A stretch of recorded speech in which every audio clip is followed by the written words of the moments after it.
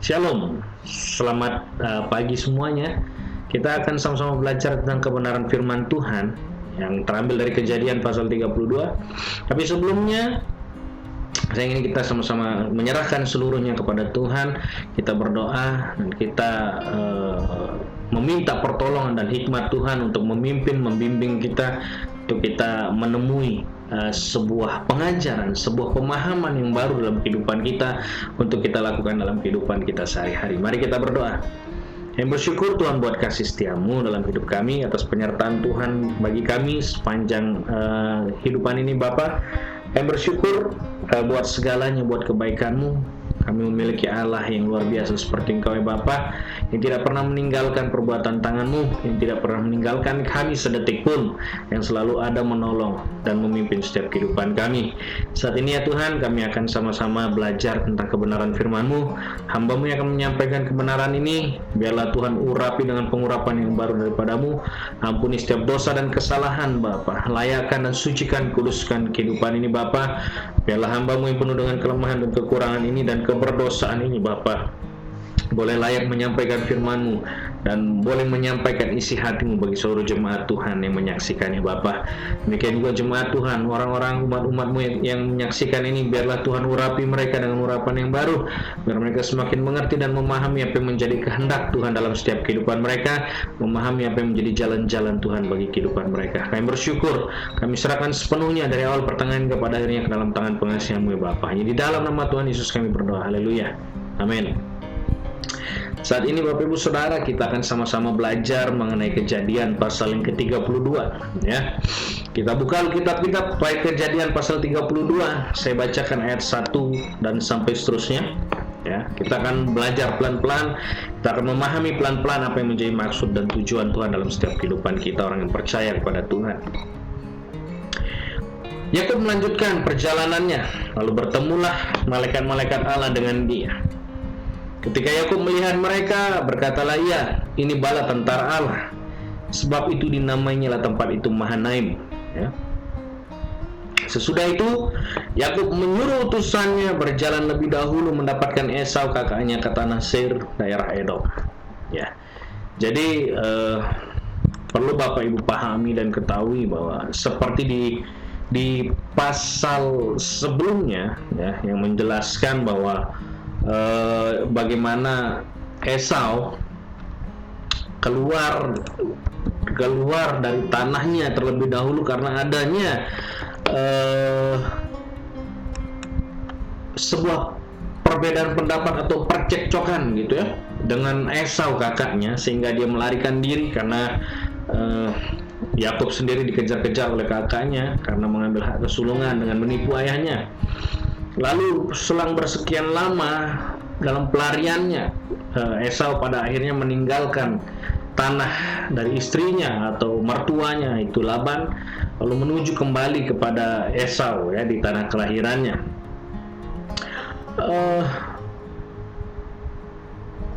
Ketika dalam perjalanannya gitu ya, sebelum dia melakukan perjalanan, bahwa ada satu perintah dari Tuhan bahwa Yakub harus kembali ke tanahnya ya. Yakub harus kembali ke tanahnya. Kalau kita melihat dari ayat 1 sampai dengan ayat yang ke 21 ya. Kalau kita lihat di situ atau sampai ayat yang ke-20, kita melihat bahwa bagaimana perjalanan seorang Yakub ketika keluar dari rumah mertuanya Laban menuju kepada tanah kelahirannya atau tanah tempatnya Esau ya, ke tanah Seir, daerah Edom ya. Yakub dipenuhi dengan ketakutan ya. Yakub dipenuhi dengan rasa overthinking yang berlebihan. Dia berpikir bahwa apakah kakak saya masih marah? Apakah kakak saya mau menerima saya kembali? Apakah kakak saya akan berlaku baik kepada saya atau sebaliknya? Apakah Esau akan membunuh dan sebagainya? Ya, Yakub selalu overthinking terhadap kejadian-kejadian yang akan terjadi di depannya. Maka dari itu, di ayat yang ketiga, ya, sesudah itu Yakub menyuruh utusannya berjalan lebih dahulu mendapatkan Esau kakaknya ke tanah Seir, daerah Edom. Kita bisa lihat ayat keempat, ia memerintahkan kepada mereka, beginilah kamu katakan kepada tuanku, kepada Esau, beginilah kata hambamu Yakub, aku telah tinggal pada Laban sebagai orang asing dan diam di situ selama ini. Aku telah mempunyai lembu sapi. Di ayat 5 dia menjelaskan harta kekayaannya gitu ya. Ayat 6. Nah, kenapa saya bilang Yakub dipenuhi rasa ketakutan? Kita lihat di ayat yang kelima. Kemudian pulanglah para utusan kepada Yakub dan ayat ke-6, Kemudian pulanglah para utusan itu kepada Yakub dan berkata, kami telah sampai kepada kakakmu, kepada Esau, dan ia pun sedang di jalan menemui engkau diiringi oleh 400 orang. Nah, ini ketakutan pertama Yakub. Lalu sangat takutlah Yakub dan merasa sesak hati. Maka dibaginya lah orang-orang yang bersama-sama dengan dia, kambing dombanya, lembu sapi, dan untanya menjadi 2 pasukan. Sebab pikirannya, ini perhatikan kenapa saya katakan Yakub overthinking. Ini yang dijelaskan. Sebab pikirannya, jika Esau datang menyerang pasukan yang satu sehingga terpukul kalah, maka pasukan yang tinggal akan terluput. Yakub sudah overthinking karena dia lari dari Esau, karena Esau marah terhadap Yakub. Tapi ketika Tuhan memerintahkan dia untuk kembali ke tanah kelahirannya, ya, ada satu pemikiran yang terlalu berlebihan dari seorang Yakub, bahwa Esau masih marah, bahwa Esau akan membunuh dan sebagainya, gitu ya. Jadi hal inilah yang membuat Yakub menjadi overthinking. Padahal kita ayat yang ke-9 kita lihat. Kemudian berkatalah Yakub, ya Allah nenekku Abraham dan Allah ayahku Ishak ya Tuhan, yang telah berfirman kepadaku. Perintah Tuhan, sekali lagi saya katakan, ini perintah Tuhan kepada Yakub. Pulanglah ke negerimu serta kepada sanak saudaramu, dan aku akan berbuat baik kepadamu. Sekali-kali aku tidak layak untuk menerima segala kasih dan kesetiaan yang engkau tunjukkan kepada hambamu ini, sebab aku membawa hanya tongkatku ini waktu aku menyeberangi sungai Yordan ini, tapi sekarang telah menjadi 2 pasukan. Lepaskanlah kiranya aku dari tangan kakakku, dari tangan Esau, sebab aku takut kepadanya. Jangan-jangan ia datang membunuh aku, juga ibu-ibu dengan anak-anaknya. Bukankah engkau telah berfirman, tentu aku akan berbuat baik kepadamu dan menjadikan keturunanmu sebagai pasir di laut yang karena banyaknya tidak dapat dihitung. Nah, kita perhatikan ini.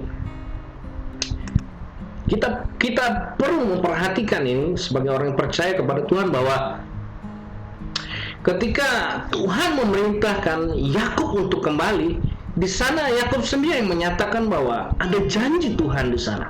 Ya, di ayat yang ke-9, pulanglah ke negerimu serta sanak saudaramu, dan aku akan berbuat baik kepadamu. Itu kan firman Tuhan. Ya, dalam doanya Yakub kepada Tuhan, dia mengulang kembali kalimat yang Tuhan berikan kepada dia. Seringkali kita sebagai orang yang percaya kepada Tuhan melakukan hal yang sama dengan Yakub. Ya, ketika Tuhan sudah memerintahkan A, seringkali kita overthinking terhadap apa yang Tuhan perintahkan kepada kita. Ketika sudah Tuhan perintahkan B, seringkali kita overthinking terhadap apa yang Tuhan sudah katakan kepada kehidupan kita. Ya, seringkali kita sebagai anak Tuhan tidak meyakini apa yang Tuhan perintahkan dalam kehidupan kita. Seringkali kita bergejolak mengenai hal-hal ini. Apakah benar, gitu ya? Apakah saya bisa luput dari setiap pencobaan yang diizinkan Tuhan terjadi dalam kehidupan ini? Seringkali kita overthinking terhadap apa yang sudah Tuhan rancang dalam kehidupan kita. Dan ini yang Yakub lakukan pada saat itu. Padahal janji Tuhan jelas kepada Yakub, ya. Seperti tadi yang sudah kita baca. Aku akan berbuat baik, kata firman Tuhan. Aku akan berbuat baik kepadamu, kata firman Tuhan. Tapi ketakutan seorang Yakub menyebabkan dia menjadi overthinking, lalu memikirkan sebuah strategi, memikirkan bagaimana cara dan cara yang lain, ya, supaya dia merasa nyaman terhadap apa yang dia kerjakan. Tapi kalau kita melihat sampai akhirnya Yakub membagi 2 pasukan, kalau satu diserang sama Esau dan sebagainya, yang satu masih bisa selamat dan sebagainya, kata firman Tuhan, ya. Jadi banyak hal yang dipersiapkan Yakub untuk bertemu dengan Esau. Padahal perintah Tuhan, pulang, aku akan berbuat baik kepadamu, kata firman Tuhan seperti itu. Lalu ketika dalam perjalanannya gitu ya, dalam firman Tuhan dari ayat 13 sampai dengan ayat yang ke 15 menjelaskan tentang kekayaan Yakub seperti apa, seberapa banyak kekayaan Yakub ya. Lalu ayat 16 dia memberikan persembahkan, diserahkannya semua itu kepada budak-budaknya untuk dijaga tiap kumpulan tersendiri, dan ia berkata kepada mereka, berjalanlah kamu lebih dahulu dan jagalah supaya ada jarak antara kumpulan yang satu dengan kumpulan yang lain. Diperintahkannya kepada yang paling di muka, apabila Esau kakakku bertemu dengan engkau dan bertanya kepadamu, siapakah Tuanmu dan kemanakah engkau pergi, dan milik siapakah ternak yang di depanmu itu? Jawablah, milik hambamu Yakub. Inilah persembahan yang dikirim kepada tuanku Esau, dan Yakub sendiri pun ada di belakang kami. Begitulah diperintahkan Yakub kepada seluruh ya, lapisan kedua, ketiga dan sebagainya sampai kepada dia.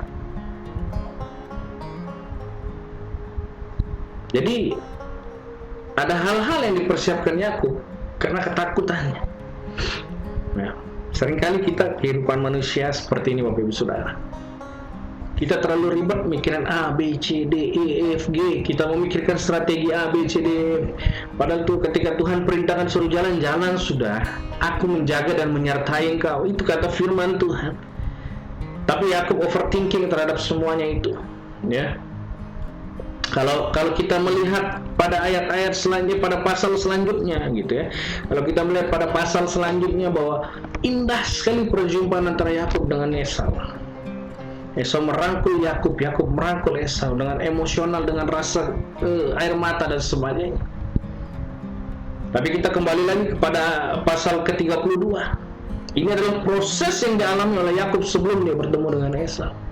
Ya. Dia melakukan semuanya itu, dia memerintahkan semua orang-orangnya itu untuk melakukan seperti apa yang dia lakukan. Yakub berdiri paling belakang karena ketakutannya. Dan dia berpikir bahwa dengan apa yang dia persembahkan kepada Esau dapat mendamaikan hatinya, dapat memuluskan hatinya Esau, Esau dapat mengampuni dia dan sebagainya. Ya. Itu perkataan yang dikeluarkan oleh Yakub di ayat yang ke-20. Dan kamu harus mengatakan juga, hambamu Yakub sendiri ada di belakang kami. Sebab pikir Yakub, baiklah aku mendamaikan hatinya dengan persembahan yang diantarkan lebih dahulu. Kemudian barulah aku akan melihat mukanya, mungkin ia akan menerima aku dengan baik. Tidak demikian dengan Allah. Allah sudah mempersiapkan yang terbaik buat kehidupan kita. Ya. Allah nggak mau kita repot-repot untuk memikirkan kehidupan kita. Allah sudah mempersiapkan yang terbaik, tinggal jalani aja sesuai dengan apa yang Allah perintahkan. Dan hal ini yang perlu kita perhatikan sebagai seorang anak-anak Tuhan. Percayakanlah hidupmu kepada Tuhan, 100% percayakan kepada Tuhan. Jangan bimbang, jangan ragu, ya. Jangan overthinking terhadap apa yang sudah Tuhan rencanakan dalam hidup kita. Saya sudah bisa pastikan bahwa rencana Tuhan itu adalah rencana yang terbaik bagi kehidupan kita. Sekalipun mungkin ya kita seringkali pola pikir kita, logika kita seringkali bertentangan dengan apa yang menjadi rencana Tuhan. Tapi bukan berarti rencana Tuhan salah dalam hidup kita. Justru rencana logika kita yang salah dalam kehidupan kita, bukan rencana Tuhan. Sekarang bagi kita, bagaimana kita bisa menerima itu? Pelajaran bagi kita saat ini, bagaimana kita bisa menerima rencana Tuhan itu dengan segenap hati kita. Ya, karena rencana Tuhan kadang-kadang memang jauh, tidak sesuai dengan apa yang kita pikirkan. Tapi yang Tuhan mau, kita mengikuti rencananya Dia, bukan mengikuti pola pikir kita sebagai manusia. Jauh, ya. Mungkin yang menurut kita ini yang terbaik, mungkin menurut kita ini yang benar, mungkin menurut kita ini yang sesuai dengan kebutuhan hidup saya saat ini. Tidak demikian dengan Tuhan. Tuhan jauh lebih tahu, ya, sampai ke dalam hati kita. Tuhan jauh lebih tahu ke depannya seperti apa kehidupan kita. Makanya kita sebagai manusia jangan sok tahu tentang kehidupan kita. Tuhan jauh lebih tahu, Tuhan jauh lebih paham, Tuhan jauh lebih mengerti. Apakah Tuhan tidak tahu bahwa Esau sudah mengampuni Yakub? Ya. Apakah Tuhan tidak tahu bahwa Esau sudah menerima kembali Yakub, bahkan merindukan Yakub seperti Yakub merindukan Esau? Tuhan tahu, Yakub nggak tahu hal itu.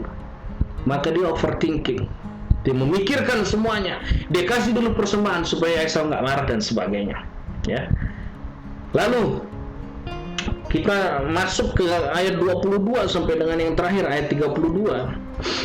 Ini berbicara tentang kehadiran Allah. Ya. Kita baca ayat firman Tuhan. Pada malam itu Yakub bangun dan ia membawa kedua istrinya, kedua budaknya perempuan dan ke-11 anaknya yang menyeberang di tempat penyeberangan sungai Yabok. Sudah itu ia menyeberangkan mereka, ia menyeberangkan juga segala miliknya. Lalu tinggallah Yakub seorang diri dan seorang laki-laki bergulat dengan dia sampai fajar menyingsing. Pribadi seorang laki-laki di sini kita secara kasat mata, secara normal biasanya kalau kita mengartikan apa yang dimaksud dengan laki-laki di sana, ya manusia, gitu ya. Tapi ada beberapa terjemahan yang saya coba baca, saya coba compare, saya coba pelajari dan pahami, gitu ya. Ada pemahaman yang menjelaskan bahwa ini tidak berbicara tentang manusia, tapi ini berbicara tentang kehadiran Allah melalui malaikat-malaikatnya. Ya, kita baca. Ketika orang itu melihat bahwa ia tidak dapat mengalahkannya, ia memukul sendi pangkal paha Yakub, sehingga sendi pangkal paha itu terpelecok ketika ia bergulat dengan orang itu, ya, atau bergumul dengan orang itu. Lalu kata orang itu, biarkanlah aku pergi, karena fajar telah menyingsing, sahut Yakub. Aku tidak akan membiarkan engkau pergi jika engkau tidak memberkati aku. Perhatikan ini, ya. Inilah yang disinyalir bahwa orang yang dimaksud adalah malaikat Tuhan, ya, utusan Tuhan dari surga untuk bertemu Yakub, untuk bergulat dengan Yakub, gitu, untuk memberkati Yakub. Dan itu semua diberikan hak kepada malaikat Tuhan pada saat itu. Lalu bertanyalah orang itu kepadanya, siapakah namamu? Sahutnya, Yakub. Lalu orang itu, namamu tidak akan disebutkan lagi Yakub. Perhatikan ini, tetapi Israel, ya, sebab engkau telah bergumul melawan Allah dan manusia dan engkau menang. Perhatikan, engkau telah bergumul melawan Allah dan manusia dan engkau menang. Sebuah hal yang harus kita garis bawahi, engkau telah bergumul melawan Allah dan manusia dan engkau menang. Ya, ini menjelaskan bahwa Allah mengutus, atau Allah seperti apa bahasanya, saya pun kurang menemukan bahasa yang tepat untuk menjelaskan ini, bahwa ada kepingan Allah, gitu ya, atau malaikat Allah yang diutus ke dunia, gitu ya, lalu bergumul dengan Yakub pada saat itu, membuktikan entah kekuatan secara fisik ataupun rohani dan sebagainya. Yang jelas pada saat itu dinyatakan bahwa engkau menang, Yakub menang dalam pergumulan ini, ya. Bertanyalah Yakub, ayat ke-29, katakanlah juga namamu, tetapi sahutnya, mengapa engkau menanyakan namaku? Lalu diberkatinya lah Yakub di situ. Permintaan Yakub kepada malaikat Tuhan atau kepingan Allah atau malaikat Tuhan pada saat itu, berkati aku, baru aku bisa melepaskan engkau untuk pergi dan sebagainya, ya. Lalu di ayat yang ke-29, lalu berkatinya lah Yakub, ya. Yakub menamai tempat itu Peniel, sebab katanya, aku telah melihat Allah berhadapan muka, tetapi nyawaku tertolong. Ayat 30 kembali menjelaskan, ya, bahwa ada memang seorang makhluk surga, gitu ya, ada seorang makhluk surga yang bergumul dengan dia, yang pada saat itu bertatapan muka langsung dengan dia, tetapi nyawaku tertolong, kata firman Tuhan. Yakub menyatakan hal itu. Ya. Lalu nampaklah kepadanya matahari terbit ketika ia telah melewati Peniel, dan Yakub pincang karena pangkal pahanya. Itulah sebabnya sampai sekarang orang Israel tidak memakan daging yang menutupi sendi pangkal paha, karena dia telah memukul sendi pangkal paha Yakub pada otot pangkal pahanya. Ya. Apa yang dilarang dulu dalam adat istiadat seperti ini adalah adat istiadat yang terjadi. Ya. Kenapa orang-orang mungkin pada saat itu tidak memakan pangkal paha? Ya karena ini alasannya. Gitu ya. Karena pangkal paha Yakub dipukul sampai cedera. Gitu ya. Jadi alasannya orang Israel tidak memakan daging yang menutupi sendi pangkal paha pada zaman itu adalah itu.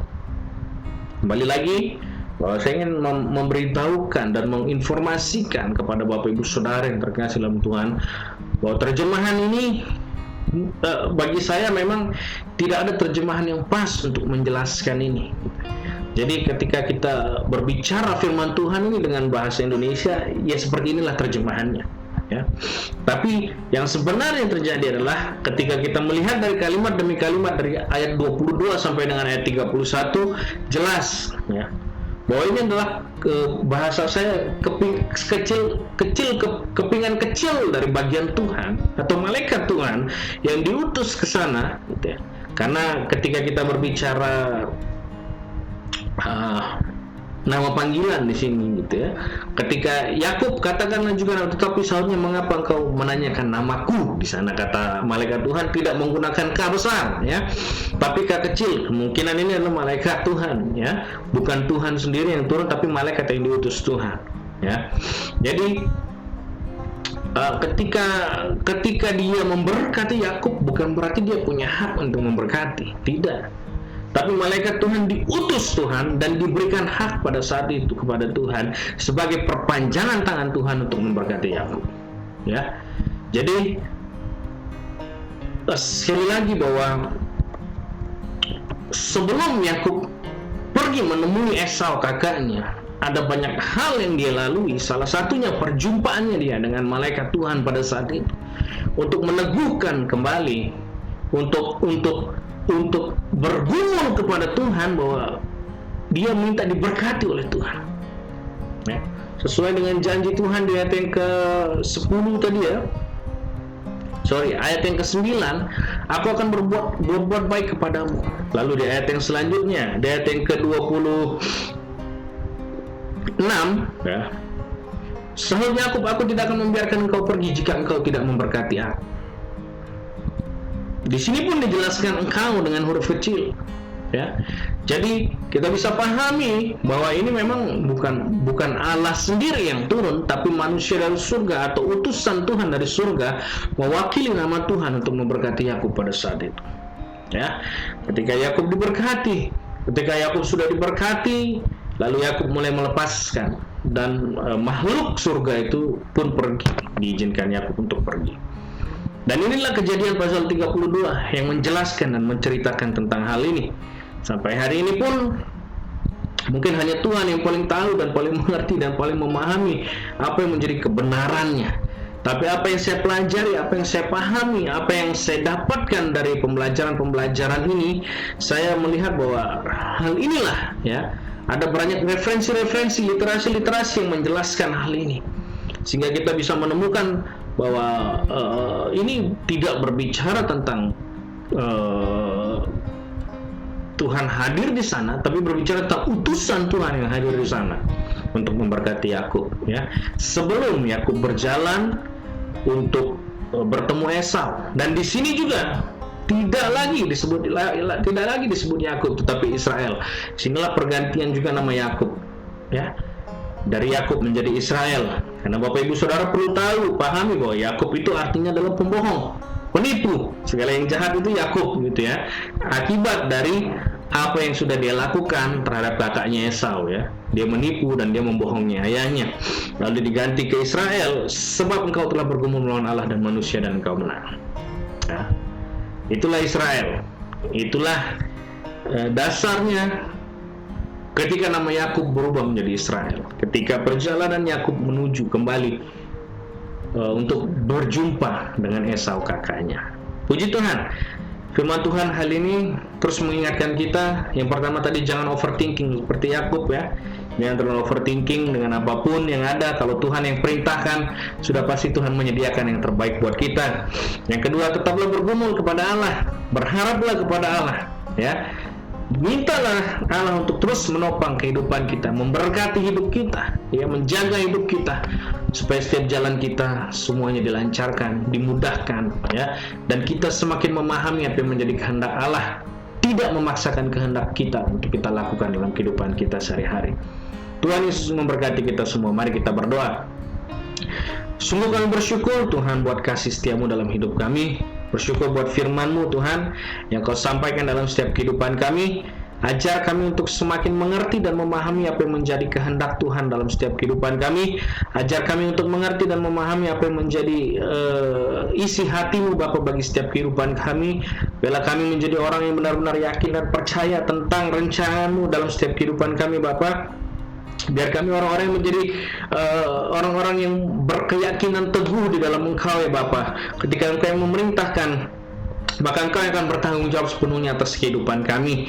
Terima kasih buat firman-Mu, terima kasih buat kebenaran-Mu ini Bapa.